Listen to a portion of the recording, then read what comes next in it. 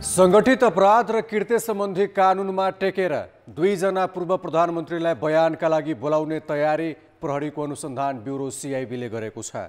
कान्तिपुर समाचारमा आज सुन तस्करी प्रकरणमा सत्ता पक्षले उच्च स्तरीय छानबिन समिति नबनाउने र प्रतिपक्षीले नभई नहुने अडान राख्दा संसदको अवरोध झनै लम्बिने संकेत।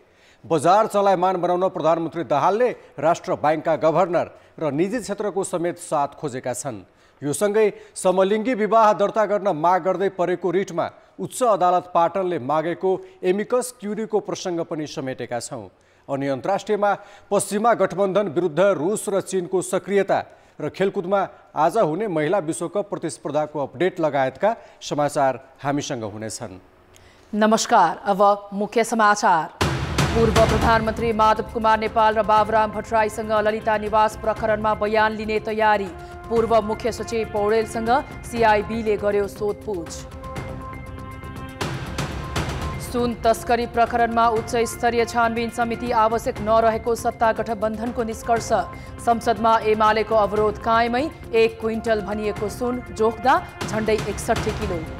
गाई भैँसीमा देखिएको लम्पी स्किन रोग नियन्त्रणमा सघाउन खटिए बागमती प्रदेशका युवा स्वयंसेवक। पशु प्राविधिकका रूपमा 28 जना सक्रिय। कृषि स्वास्थ्यदेखि शिक्षकसम्म 119 जना स्वयंसेवक। चिनिया रक्षा मन्त्री ली रुस र बेलारुसको भ्रमणमा। मस्कोमा 100 देशको सहभागितामा अन्तर्राष्ट्रिय सुरक्षा सम्मेलन हुँदै। र फिफा महिला विश्वकपको पहिलो सेमिफाइनलमा आज स्विडेन र स्पेन भिड्दै। न्युजिल्यान्डको इडेन पार्कमा हुने खेल दिउँसो 1:45 बजे।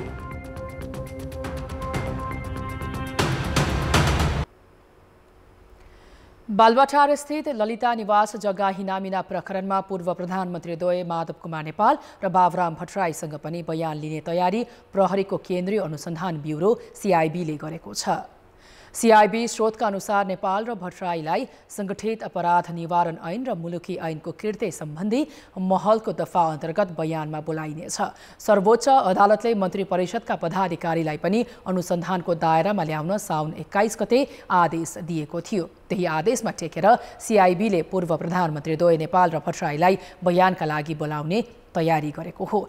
सत्ता गठबन्धनमा आबद्ध एकीकृत समाजवादीका अध्यक्ष समेत रहेका नेपाल हिजो मात्रै विदेश भ्रमण छुट्याएर स्वदेश फर्किएका थिए। नेकपा समाजवादीका नेता भट्टराई पार्टीकै कामकै लागि उपत्यका बाहिर छन्। माधव कुमार नेपाल 2066-67 मा प्रधानमन्त्री हुँदा समरजङ कम्पनीका नाममा रहेको जग्गा मोहीका नाममा सार्ने प्रक्रिया लगायतका काम भएका थिए। यस्तै 2069 सालमा भट्टराई प्रधानमन्त्री हुँदा टिकिन्छा गुठीमा लाने काम भएको थियो। यसैबीच त्यही बेला मुख्य सचिव रहेका लीलामणि पौडेललाई सीआईबीले हिजो साँझ बोलाएर बयान लिएको छ। पौडेलको भूमिका पनि शङ्कास्पद देखिएपछि कृत्यमा अनुसन्धान गरिरहेको सीआईबीले बयान लिएको हो। यसअघि अख्तियार दुरुपयोग अनुसन्धान आयोगले 175 जना विरुद्ध भ्रष्टाचार मुद्दा दायर गर्दा नीतिगत निर्णय भन्दै तत्कालीन प्रधानमन्त्री बाबुराम भट्टराई, मुख्य सचिव पौड्याल र विशिष्ट पदाधिकारी निवास विस्तारको नाममा 27 रोपनी जग्गा हिनामिना हुँदाका प्रधानमन्त्री माधव कुमार नेपाललाई उन्मुक्ति दिएको थियो। तर सर्वोच्च अदालतले सरकारी जग्गा व्यक्ति बनाउन निर्णायक भूमिकामा रहनेहरूमाथि पनि अनुसन्धान गर्न आदेश दिएको हो। त्रिभुवन अन्तर्राष्ट्रिय विमानस्थलबाट 27 दिन अघि बाहिरिएको सुनको प्रारम्भिक तौल झण्डै 61 किलो रहेको राष्ट्र ब्याङ्कले जनाएको छ। विभिन्न प्रक्रिया पूरा गरिसकेपछि मात्रै वास्तविक सुनको परिमाण थाहा हुने राष्ट्र ब्याङ्कको भनाइ छ। नेपाल प्रहरीको केन्द्रीय अनुसन्धान ब्युरो सीआईबीले पत्र लेखेपछि नेपाल राष्ट्र ब्याङ्कको टक्सार महाशाखाले सुन छुट्याउने प्रक्रिया थालेको हो। राष्ट्र ब्याङ्कले ब्रेक्सु भित्रको सबै सुन छुट्याइसकेको छ। सुनको प्रारम्भिक तौल 60 किलो 789 ग्राम भएको महाशाखाले जनाएको छ। राष्ट्र ब्याङ्कले पत्रकार सम्मेलन गरेर सुन छुट्याउने प्रक्रिया सार्वजनिक गरेको हो। बाहिर चाहिँ नि प्लास्टिकको कभर छ र त्यो सुन बनिएकोमा पनि दुईटा टाँसिएको वस्तु छ। त्यो एक साइडमा चाहिँ घोड्दा पहेँलो देखिन्छ भनेदेखि अर्को साइडमा चाहिँ तपाईँको चाहिँ नि त्यो के हो छुट्याउन सकिँदैन र त्यो कुनै धातु जस्तो पनि देखिँदैन। त्यो चिजहरू हामीले चाहिँ नि यहाँ राख्दैनौँ र हामीले सम्बन्धित निकायलाई नै फिर्ता दिन्छौँ र जुन घोड्दा पहेँलो देखिएको छ त्यसलाई चाहिँ हामीले चाहिँ नि गालेर हाम्रो प्रक्रियामा अगाडि बढाउँछौँ। सुनलाई अन्य धातुबाट अलग पारिसकेपछि पगालेर परीक्षण गरिनेछ। महाशाखाका अनुसार बरामद भएको वस्तुमा कति सुन र कति अन्य धातु छ भन्ने पत्ता लाग्न करिब 1 साता लाग्नेछ। फास्ट ट्र्याकबाट अगाडि बढाउने प्रयास गरेको छु र आज सायद यी सबै सेपरेट गर्ने काम चाहिँ सम्पन्न गर्छौँ। ढिलै भए पनि 6 बजीसम्म भए पनि हामीले सम्पन्न गर्छौँ र भोलि हामीले त्यसको कालो पदार्थमा एसिडमा गर्ने हो कि पोल्ने हो त्यो प्रक्रिया अगाडि बढाइसकेपछि चाहिँ यो हाम्रो गाल्ने प्रक्रिया अगाडि जान्छ र गाल्ने प्रक्रिया चाहिँ हामीले 1 दिनमा टुङ्गाइदिन्छौँ र हामीलाई अलिकति समय लाग्ने भनेको आरसेप परीक्षण। राजस्व अनुसन्धान विभागले साउन 2 गते विमानस्थलको भन्सार कार्यालयबाट छुटेको ब्रेक्सुबाट सुन बरामद गरेको थियो। सो सुन जोख्नका लागि विभागले महाशाखामा साउन 4 गते पठाएको थियो। सुन तस्करी प्रकरणमा अहिले प्रहरीको केन्द्रीय अनुसन्धान ब्युरोले अनुसन्धान गरिरहेको छ। ब्रेक्सुमा सुन रहेको आशंका गरी बरामद भएको सामानको तौल 155 किलो 468 ग्राम रहेको राष्ट्र ब्याङ्कले जनाएको थियो। त्यसमा करिब 100 किलो सुन रहेको अनुमान गरिएको थियो। राजस्व अनुसन्धान विभाग, राष्ट्रिय अनुसन्धान विभाग, नेपाल प्रहरीको केन्द्रीय अनुसन्धान ब्युरो, राष्ट्र ब्याङ्कका प्रतिनिधि लगायतको रोहबरमा टक्सार विभागमा सुन छुट्याउने र तौल मापन तथा परीक्षणको काम भइरहेको छ। राष्ट्र ब्याङ्कले सुन छुट्याउने प्रक्रियाको रेकर्डिङ समेत गरेको छ। सुन तस्करी प्रकरणको छानबिन गर्न उच्चस्तरीय समिति गठन गर्नु नपर्ने निष्कर्ष सत्ता गठबन्धनले निकालेको छ। प्रधानमन्त्री निवास बलवाटारमा बसेको शीर्ष नेताहरूको बैठकले एमाले माग गरे जस्तो अर्को समिति बनाउनु नपर्ने निष्कर्ष निकालेको हो। बैठकमा सर्वोच्च अदालतले ललिता निवास प्रकरणमा मन्त्री परिषदका निर्णयलाई समेत अनुसन्धानको दायरामा ल्याउन दिएको आदेशबारे छलफल भएको थियो। सर्वोच्चले यही साउन 21 गते ललिता निवास प्रकरणमा मन्त्री परिषदका निर्णयमाथि पनि अनुसन्धान गर्न बाटो खोलेको थियो। सर्वोच्चको आदेशसँगै पूर्व प्रधानमन्त्रीहरू माधव कुमार नेपाल र बाबुराम भट्टराईमाथि अनुसन्धान हुने भएपछि सत्तापक्ष यसबारे छलफलमा जुटेका हुन्। त्यस्तै संसदको जारी अवरोध खुलाउने र गौर हत्याकाण्डका विषयमा पनि छलफल भएको प्रधानमन्त्री पुष्पकमल दाहालले जानकारी दिए। बैठकमा त्यसबाहेक पनि समसामयिक विषयमा छलफल भएको नेताहरूले बताएका छन्। हाम्रो पूर्व सभामुखज्यूको पनि नाम जोडिएको छ र यो कति हो त, उहाँको संलग्नता कति हो, फोन सम्पर्कको कुरा मात्रैले संलग्नता जनाउँछ भनेर पनि प्रमाणित गर्न सकिन्न। यो हामीले यो प्रश्न गृहमन्त्रीसँग राख्यौँ। गृहमन्त्रीज्यूले यो छानबिनको प्रक्रियामा छ र यो अगाडि बढिरहेछ, छानबिन टुङ्गिएको छैन। बैठकै बीचबाट सम्पादकहरूसँगको छलफलमा सहभागी बनेका प्रधानमन्त्री पुष्पकमल दाहालले सत्तापक्षका नेताहरूबीच विचारोत्तेजक छलफल चलेको जानकारी दिए। प्रमुख प्रतिपक्षी दल नेकपा एमालेको अवरोधपछि प्रतिनिधि सभाको बैठक हिजो पनि स्थगित भयो। सुन तस्करी प्रकरणको छानबिन गर्न उच्चस्तरीय समितिको माग गर्दै एमाले सांसदले नाराबाजी गरेपछि बैठक भदौ 3 गतेसम्मका लागि स्थगित गरिएको छ। बैठकमा एमाले सांसदहरूले सुन तस्करी प्रकरणमा राज्यले रवाफ देखाइरहेको आरोप लगाउँदै समिति गठन बिना सदन खुलाउन नसकिने भन्दै नाराबाजी गरेका थिए। नेपाली कांग्रेसले सुन तस्करी प्रकरणको छानबिन गर्न उच्चस्तरीय समिति आवश्यक नभएको निष्कर्ष निकालेको छ। संसद भवन नयाँ बानेश्वरमा हिजो बसेको कांग्रेस संसदीय दलको बैठकले सुन तस्करी प्रकरणको छानबिन राज्यकै अन्य निकायले गरिरहेकाले उच्चस्तरीय समिति गठन आवश्यक नभएको निष्कर्ष निकालेको हो। एमालेले उच्चस्तरीय समिति गठनको माग गर्दै लगातार संसद अवरुद्ध गर्दै आएको छ। यसलाई कांग्रेसले एमालेको गैर जिम्मेवारी भनेको छ। संसदमा एमालेको अवरोध हटाउन अन्य दलसँग छलफल गर्ने निर्णय कांग्रेसले गरेको छ। लामो समयसम्म सदनमा छलफल हुन नसक्ने गरी संसद अवरुद्ध गर्ने कार्य गैर जिम्मेवारी हो। सदन अवरुद्ध भएका कारण एकातर्फ जनताका सरोकारका विषय सदनमा उठ्न सकेको छैनन् भने अर्कोतर्फ सदनमा विचाराधीन महत्त्वपूर्ण विधेयक कानुन बन्न सकेका छैनन्। सरकारबाट नयाँ विधेयक प्रस्तुत गर्ने, प्रतिनिधि सभामा विषयगत समितिको नेतृत्व चयन गर्ने कार्य अवरुद्ध छ। नेपाली कांग्रेस संसदीय दलको यो बैठक सत्तारूढ दलहरूसँगै प्रमुख प्रतिपक्षी लगायत अन्य सबै दलसँग संवादको अग्रसरता लिएर अवरुद्ध संसद सुचारू गर्न पहल गर्ने निर्णय गर्दछ। बैठकमा सभापति शेरबहादुर देउवाले भन्सार तिरेर चाहेको परिमाणमा सुन ल्याउन पाउने व्यवस्था गर्नुपर्ने बताएका थिए।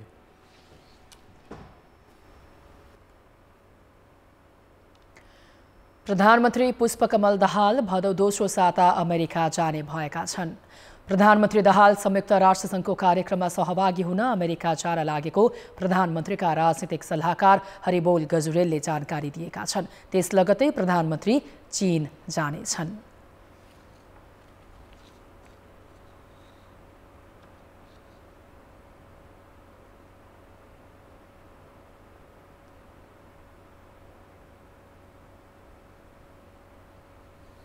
अमेरिका भ्रमणपछि लगत्तै चीन भ्रमण हुन्छ।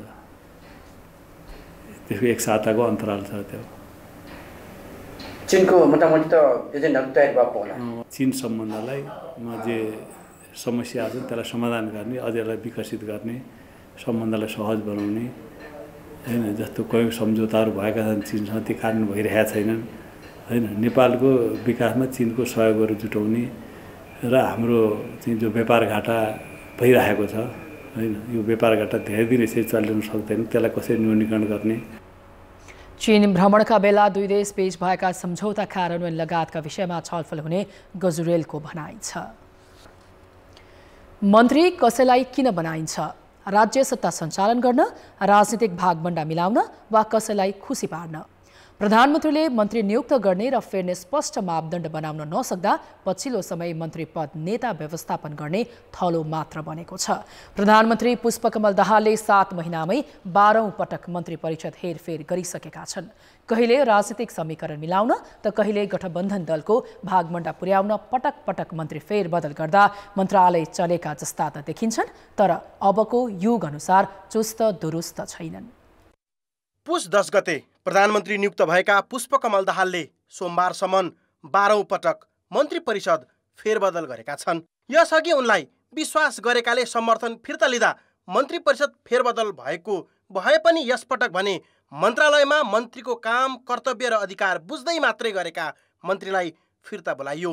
जबकि मन्त्री परिषद फेरबदल गर्नुको प्रधानमन्त्रीले कुनै ठोस कारण दिन सकेका छैनन्, न त कुनै पनि मन्त्रीले गरेको कामको मूल्याङ्कन नै भएको छ। गएको बिहीबार मात्रै प्रधानमन्त्री दाहालले सङ्घीय सरकारका 21 मन्त्रीसँग कार्य सम्पादन सम्झौता गरेका थिए। कार्य सम्पादन मूल्याङ्कनका आधारमा मन्त्रीहरूको कामको मासिक रिपोर्ट कार्ड पनि बनाउने घोषणा प्रधानमन्त्रीले गरेका थिए। तर कार्य सम्पादन सम्झौता गरेको 5 दिन अर्थात् सोमबार नै सङ्घीय मामिला तथा सामान्य प्रशासन मन्त्री अमनलाल मोदीलाई फिर्ता बोलाइएर जनमत पार्टीकी अनिता शाहलाई मन्त्रालयको जिम्मेवारी दिए। मोदीको कार्य सम्पादन मूल्याङ्कन नै नगरी राजनीतिक भागभण्डा पुर्याउने नाममा मन्त्रालयको नेतृत्व परिवर्तन गर्दा सङ्घीय निजामती विधेयक फेरि अलपत्र पर्ने जोखिम बढेको छ। सरकारी निकायको जति पनि काम कारबाही हुन्छ यो सङ्घीय मामलाको हक हितमा हुन्छ। आम नागरिकलाई, सहजलाई सेवा प्रवाह हामीले कसरी दिन सक्छौँ त्यही सबसे पहिला मेरो प्राथमिकता रहनेछ। मन्त्री नियुक्त गरेपछि काम गर्न कति समय दिनुपर्छ? उसले गरेको कामको मूल्याङ्कन गर्ने आधार के हो? त्यसको कुनै वास्ता गरिएको छैन। तर अन्तर्राष्ट्रिय अभ्यास हेर्ने हो भने सम्बन्धित क्षेत्रको विज्ञलाई मन्त्री नियुक्ति गरिएको हुन्छ। उसले नतिजा दिन नसके मात्रै बर्खास्त हुन्छ। तर नेपालमा प्रधानमन्त्रीलाई मन पर्दा जसलाई पनि नियुक्त गर्ने प्रचलन छ। राजनैतिक स्थायित्व दिने नाममा मन्त्रीलाई टुरिस्ट जस्तै बनाउँदा सुशासनमै असर परिरहेको जानकार बताउँछन्। अहिले त सरकारको प्राथमिक एजेन्डा चाहिँ के देख्यो भने कसरी आफू टिक्ने र त्यो टिक्नलाई कस्ता कस्ता किसिमका समीकरणहरूका सूत्रहरू परिवर्तन गर्दा अथवा सूत्रहरूलाई सन्तुलनमा ल्याउँदा त्यो समीकरण टिक्छ, त्यो टिक्नेपट्टि लागेको देखियो। शासन व्यवस्थाप्रति चाहिँ यो भद्दा मजाक हो। हामीले जति बेला जे मन लाग्छ त्यो गर्दै आइरहेछौँ होइन। मन्त्री पनि आफ्नै सुविधाअनुसार चाहिँ नियुक्ति गर्ने, सुविधाअनुसार चाहिँ मन्त्रीहरूलाई बर्खास्त गर्ने, मन्त्रीहरूले पनि त्यही अनुसारको चाहिँ मन्त्रीको मुख्य काम त आम नागरिकलाई सहयोग सर्भ गर्ने हो नि त। त्यो किसिमको गरेको देखिँदैन। दाहालले मात्रै होइन, यसअघिका प्रधानमन्त्रीले पनि मन्त्री परिषदलाई स्थिर राख्न सकेका थिएनन्। पूर्व प्रधानमन्त्री केपी शर्मा ओलीले 3 वर्षमा 18 पटक मन्त्री परिषद फेरबदल गरेका थिए। त्यसपछिका प्रधानमन्त्री शेरबहादुर देउवाले 3 महिनासम्म पनि मन्त्री परिषदलाई पूर्णता दिन सकेका थिएनन्। देउवाको कार्यकालमा सरकारमा सहभागी नेकपा एकीकृत समाजवादीले आफ्ना सांसदलाई पालो पुर्याउने नाममा 6 महिनामै आफ्ना मन्त्री फिर्ता बोलाएर पुनः अर्का व्यक्ति पठाएको थियो। यसले मन्त्री पदलाई नेता व्यवस्थापनको माध्यम मात्रै बनाइने गरेको पुष्टि हुन्छ। कान्तिपुर समाचारका लागि क्यामेरामा हेम प्रसाई र पशुपति बुढाथोकीका साथमा प्रकाश बम ठकुरी र विकास आचार्य, काठमाडौँ। समाचार अझै बाँकी नै छ। अब बाँकी समाचार। आफ्नो दरबन्दी रहेको स्थानमा नगएर अर्कै ठाउँमा काज मिलाएर गएका स्वास्थ्य क्षेत्रका कर्मचारीको पारिश्रमिक रोकिएको छ। स्वास्थ्य तथा जनसङ्ख्या मन्त्रालयले साउनदेखि काजमा रहेका सबै कर्मचारीको पारिश्रमिक रोक्का गरेको हो। स्वास्थ्य मन्त्रालयका अनुसार सङ्घ, प्रदेश र स्थानीय तहमा गरी 891 जना स्वास्थ्यकर्मी काजमा खटिएका छन्। दुर्गममा खटिनुपर्ने चिकित्सक तथा कर्मचारी काज मिलाई सुगममा जाँदा स्थानीय तहमा करारमा स्वास्थ्यकर्मी राख्नुपर्ने बाध्यता छ। यसले दोहोरो पारिश्रमिक दिनुपर्दा सरकारलाई भार परेको छ। काज र करार गरी सरकारलाई वार्षिक 1 अर्ब 65 करोड रुपियाँ बराबरको अतिरिक्त भार परेको स्वास्थ्य मन्त्रालयले जनाएको छ। यसलाई रोक्न मन्त्रालयले काजमा गएकाहरूको पारिश्रमिक नै रोक्का गरिदिएको हो। चिकित्सकको हकमा हामीले चाहिँ प्रदेश र स्थानीय तहको केन्द्रमा छैन। अर्को प्यारामेडिक हकमा जुन छ प्राविधिक, अर्को स्वास्थ्य प्राविधिक कर्मचारीको हकमा, उहाँहरूको हकमा चाहिँ हामीले तिनीहरूलाई पनि तिमीहरूको पदाधिकार रहेको ठाउँमै जाऊ भनेर भनिसकेको छ। अब तलब बत्तै आउँदैन, यो महिना साउन 1 गतिदेखि तलब बत्ता आउँदैन भनेपछि ऊ पदाधिकार रहेको ठाउँमा जानु पर्यो, त्यहाँ सेवा प्रवाह गर्नै पर्यो। सङ्घीय सरकार मार्फत रहेका स्वास्थ्य संस्थामध्ये सबैभन्दा बढी वीर अस्पतालमा करिब 100 स्वास्थ्यकर्मी काजमा छन्। यो अस्पतालमा 2050 स्वास्थ्यकर्मी तथा कर्मचारीको दरबन्दी छ। तर काजमा मात्रै चिकित्सक तथा स्वास्थ्यकर्मी गरी 91 जना कार्यरत छन्। यस्तै राष्ट्रिय ट्रमा सेन्टरमा 262 जनाको दरबन्दी रहेकोमा 22 जना चिकित्सक काजमा छन्। सरकारले एउटा स्थानमा खटाए पनि विभिन्न कारण देखाउँदै कर्मचारीहरू आफ्नो पाएक पर्ने ठाउँमा काज मिलाएर जाने गरेका छन्। यसले दुर्गमका नागरिक स्वास्थ्य उपचारबाट वञ्चित हुनु परेको विज्ञ बताउँछन्। यो दुरुपयोग हो। एकातिर के भयो भने जहाँ आवश्यकता छ, जहाँ उहाँको दरबन्दी छ, त्यो ठाउँका मानिसहरूले सेवा पाएनन्। त्यो पनि अन्याय भयो नि त, त्यो जनताप्रति अन्याय भयो। अर्को कुरा चाहिँ जुन ठाउँमा उहाँ काजमा बस्नु भएको छ त्यहाँ त अलरेडी मान्छेहरू छन् त, कर्मचारी उहाँहरू छँदै हुनुहुन्छ भनेपछि त्यो के भयो त भन्दाखेरि थपिएको जस्तो भयो, कि भार थपिएको जस्तो भयो। त्यसो त 2075 सालमा करिब 4200 स्वास्थ्यकर्मी काजमा खटिएका थिए। अहिले त्यसमा केही कमी आएको छ, तर पूर्ण रूपमा रोकिएको छैन। पारिश्रमिक नै रोक्का गरिदिएपछि चिकित्सक तथा कर्मचारी आफ्नो दरबन्दी रहेकै स्थानमा पुग्न बाध्य हुने अपेक्षा मन्त्रालयले लिएको छ। अहिले सङ्घ अन्तर्गत 3192, प्रदेश अन्तर्गत 2593 र स्थानीय तह अन्तर्गत 26717 जना स्वास्थ्यकर्मीको दरबन्दी छ। अब जनमतमा आजको प्रश्न। हाम्रो प्रश्न छ, खटाइएको स्थानमै स्वास्थ्यकर्मी जान नमान्नुलाई के भन्ने? ए. पेसाप्रतिको बेइमानी, बी. अवसर कम भएर, र सी. फितलो कारबाही। जनमतको अन्तिम परिणाम आज बेलुकी 8 बजेको कान्तिपुर समाचारमा प्रसारण गर्नेछौँ। कृपया NEWS न्युज स्पेस AB वा सी टाइप गरी 34001 मा SMS गरी आफ्नो मत व्यक्त गर्नुहोला। उच्च अदालत पाटनले पहिलो पटक अदालतको सहयोगी अर्थात् एमिकस क्युरी मागेको छ। रामबहादुर गुरुङ समेतले समलिङ्गी विवाह दर्ता गर्ने आदेश माग गर्दै दिएको रिटमा उच्च अदालतले एमिकस क्युरी मागेको हो। समलिङ्गी विवाह दर्ता गर्न काठमाडौँ जिल्ला अदालतले अस्वीकार गरेपछि परेको रिटको सुनवाईका लागि उच्च अदालत पाटनले बार एसोसिएसनसँग एमिकस क्युरी माग गरेको हो। यसअघि कुनै विषयमा सर्वोच्चले एमिकस क्युरी माग गर्ने गरेको थियो। सर्वोच्चपछि तल्लो तहको अदालतले एमिकस क्युरी मागेको यो पहिलो घटना हो। कायम मुकायम मुख्य न्यायाधीश महेश शर्मा पौडेल र महेन्द्रनाथ उपाध्यायको इजलासले एमिकस क्युरी पठाउन बारलाई भनेको छ।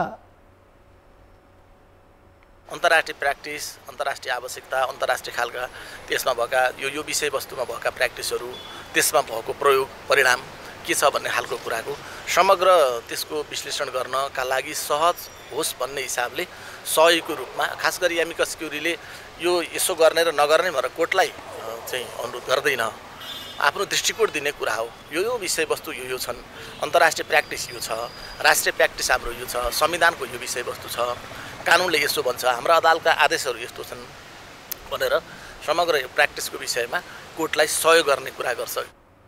गत असार 13 गते सर्वोच्च अदालतका न्यायाधीश तेलप्रसाद श्रेष्ठको एकल इजलासले समलिङ्गी विवाहको अस्थायी अभिलेख रहने गरी विवाह दर्ता गर्न सरकारको नाममा आदेश गरेको थियो। तर त्यसको 2 सातापछि असार 28 गते काठमाडौँ जिल्ला अदालतका न्यायाधीश माधव प्रसाद मैनालीको इजलासले विवाह दर्ता स्वीकार गरेको थियो। 2 तहको अदालतको फरक व्याख्याका कारण काठमाडौँ जिल्ला अदालतको फैसला पुनरावलोकनका लागि उच्च अदालतमा रिट परेको थियो। रिटमाथिको सुनवाई बिहीबारका लागि राखिएको छ। बागमती प्रदेशले स्वास्थ्य, शिक्षा, कृषि, पशुपालनका क्षेत्रमा काम गर्न युवा स्वयंसेवक परिचालन गरेको छ। कार्यकर्ता भर्ती केन्द्र भनेर विरोध भइरहेको स्वयंसेवकले गाई भैँसीमा देखिएको लम्पे स्किन रोगको नियन्त्रणमा देखाएको तदारुकताले प्रदेशमा काम गर्ने स्वयंसेवकको आवश्यकता र प्रभावकारिता बढेको छ। सङ्घीय सरकारको सशर्त अनुदान कार्यक्रम अन्तर्गत बागमती प्रदेशका 13 जिल्लामा 119 जना स्वयंसेवक छन्। उनीहरू कृषि, veterinary, lab technician, ANM, staff nurse, विज्ञान र गणित विषयका शिक्षकका रूपमा सक्रिय छन्। निर्वाह भत्ता स्वरूप उनीहरूले मासिक 16,500 रुपियाँ पाउँछन्। राज्यबाट थोरै सुविधा पाए पनि सामाजिक सेवा गर्न पाउँदा उनीहरू उत्साहित छन्। निर्वाहमुखी भत्ता भनेर चाहिँ हामीलाई प्रदेश सेवा परिषदले केही रकम दिनुभएको छ। त्यसमा चाहिँ एकदम हामीलाई खुसी पनि छौँ र यस लम्पी स्किन रोगमा चाहिँ हामीले दिन प्रतिदिन चाहिँ रात बिहान नभनिकन खटिरहेका छौँ। बागमती प्रदेशमा महामारीको रूपमा फैलिएको लम्पी स्किन रोग नियन्त्रणमा स्वयंसेवकका रूपमा खटिएका 28 जना पशु प्राविधिक निकै सक्रिय बने। बागमती प्रदेश सरकारले महामारी नियन्त्रण गर्न चलाएको खोप अभियान उनीहरूकै कारण प्रभावकारी बन्यो। अभियानमा खटिएका पशु प्राविधिकले 1,32,900 पशुलाई खोप लगाए। यसका लागि बागमती प्रदेश सरकारले 75 लाख रुपियाँ बजेट छुट्याएको छ। फुल टाइम कर्मचारीहरू जस्तै अनुगमनको काम अनि रोग नियन्त्रणमा भ्याक्सिनेसनको काम र रिपोर्टिङको काममा एकदम एकरूपता भएर काम गर्नुभएको छ। सामाजिक क्षेत्रमा काम गर्ने बानीको विकास गर्न यो कार्यक्रम प्रभावकारी देखिएको प्रदेश युवा परिषदको दाबी छ। स्वयंसेवकहरू जो हामीले स्थानीय तहलाई जिम्मा लायौँ, उहाँहरूले स्थानीय तहको पूर्ण अधीनमा रहेर आफ्नो जिम्मेवारी कुशलतापूर्वक निर्वाह गरिराखेको हामीले पाएका छौँ। एउटा प्रदेशका लागि 100 युवालाई रोजगारी दिनु सामान्य विषय हो, तर हरेक दिन विदेश पलायन भइरहेका युवालाई स्वदेशमै अवसर दिन र सामाजिक बानीको विकासका लागि यसको संख्या बढाउनु आवश्यक छ। कान्तिपुर समाचारका लागि क्यामेरामा सुजन पुडासाइनेका साथ बालकृष्ण अधिकारी, हेटौडा, मकवानपुर। लगातारको वर्षा कम हुँदै गएपछि सप्तकोशी, गण्डकी र महाकाली लगायतका नदीहरूमा पानीको बहाव कम हुँदै गएको छ। कोशीमा बाढी कम हुँदै गएको छ। आज बिहान 6 बजे कोशीमा पानीको बहाव 2,65,775 क्युसेक प्रति सेकेन्ड मापन भएको छ। हिजोको बहाव 33 वर्ष यताकै उच्च हुँदा ब्यारेजका 56 वटै ढोका खोलिएको थियो। आज 41 वटा मात्रै खुल्ला छन्। त्यस्तै गण्डक ब्यारेजमा पनि पानीको बहाव घटेको छ। ब्यारेजका भारततर्फका 36 वटै ढोका खुल्ला छन्। नारायणी नदीमा पनि पानीको बहाव कम हुँदै गएको छ। महाकालीको शारदा ब्यारेजमा अहिले पानीको बहाव 1,17,000 क्युसेक प्रति सेकेन्ड छ। पानीको मात्रा घटेपछि 4 पाङ्ग्रे सवारी साधन समेत सञ्चालन गरिनेछ। उता बबई नदीमा आएको बाढीको जलस्तर घटेपछि जनजीवन सामान्य हुँदै गएको छ। बबईमा बाढीबाट 486 जनाको घर डुबानमा परेका थिए। अब जनताको आवाज हामीले 7 प्रदेशमा सोधेका छौँ। विपदमा परेकाको उद्धार र राहतमा सरकारले गरेको कामबाट कतिको सन्तुष्ट हुनुहुन्छ?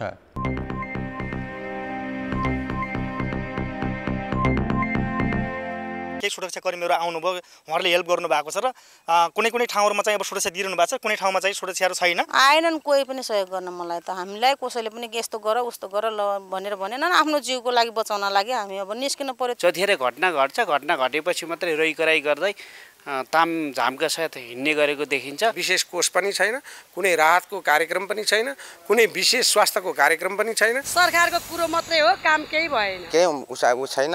यो दुःख परेर चाहिँ आफ्नो घरमा आएर बसे, यहाँ स्कुलमा आएर बसेछ। गाँसबास छैन, तर सरकारले कति बेला सरकारको त्यो प्रक्रियाबाट आउने हो, कति महिनापछि पाउने हो, दसैँलाई रात बाँडेको जस्तो गरेर एकदमै ढिला भएको छ। आफ्नै जुन थियो बचेको त्यही व्यवस्थापन चाहिँ गर्नुभएको छ, उसैले चाहिँ अहिले निर्वाह भइराखेको छ।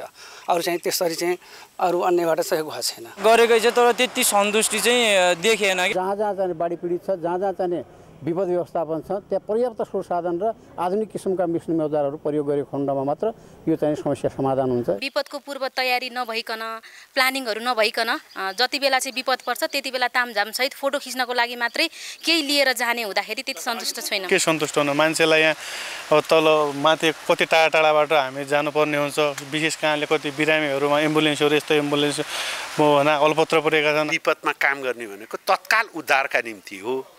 तत्काल छ कि छैन भन्दा तत्कालै छैन, केही समय भयो नि ढिला सुस्ती छ। 7 जिल्ला पहाडी जिल्ला जोड्ने राजमार्ग आज हेर्नुहोस् भन्दाखेरि यो 1 हप्ता भइसक्यो, अन्त पनि एकतर्फी पनि सुचारू भएको छैन। दिनको 1 घण्टा 2 घण्टा त्यस्तै सुचारू भइरहेको छ।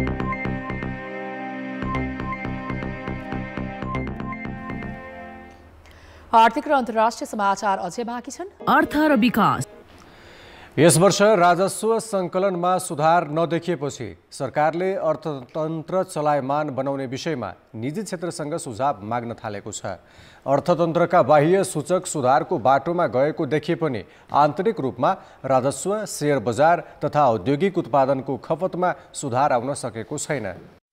गत आर्थिक वर्षको साउन 28 सम्म सरकारले 80 अर्ब आम्दानी गरेकामा 19 अर्ब खर्च गरेको थियो। अर्थात् खर्च भन्दा आम्दानी 61 अर्ब बढी थियो। तर यस वर्ष सरकारले सोही अवधिमा गत वर्ष भन्दा 1 अर्ब कम अर्थात् 79 अर्ब आम्दानी गरेको छ भने 22 अर्ब खर्चिसकेको छ।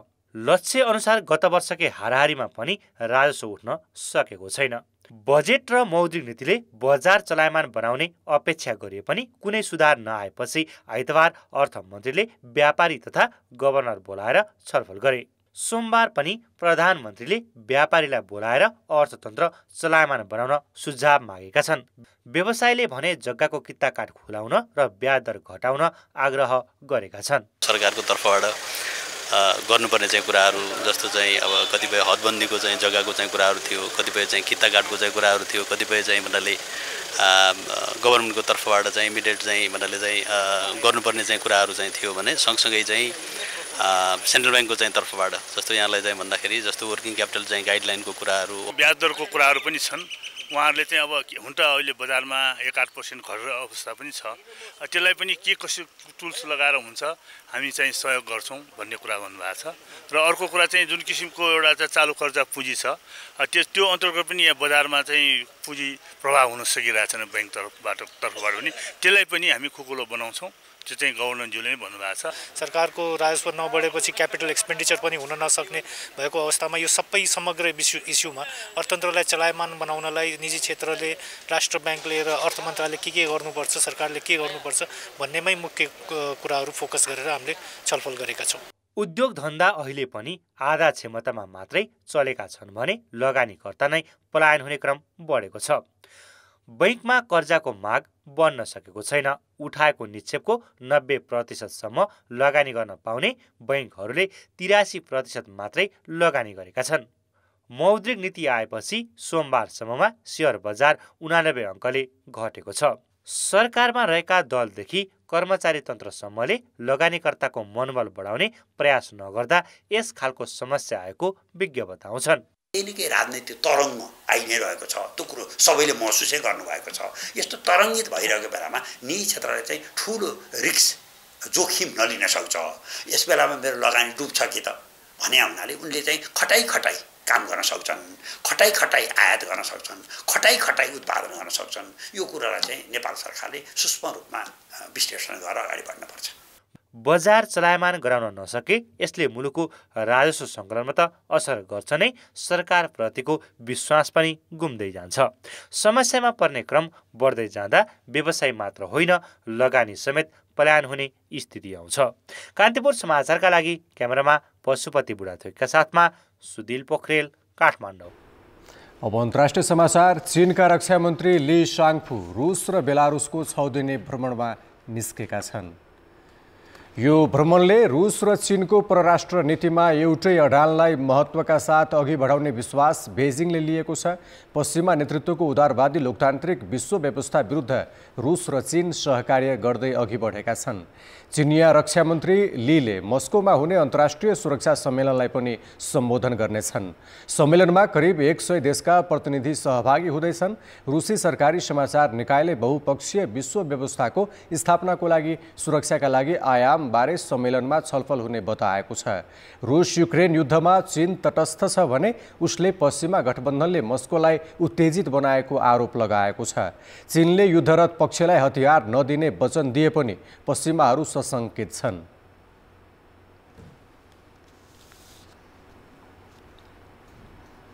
हामीसँग समाचार अझै बाँकी नै छन्। कान्तिपुर समाचार अहिलेलाई सकियो। कान्तिपुर टेलिभिजन हेर्दै गर्नुहोला। नमस्ते।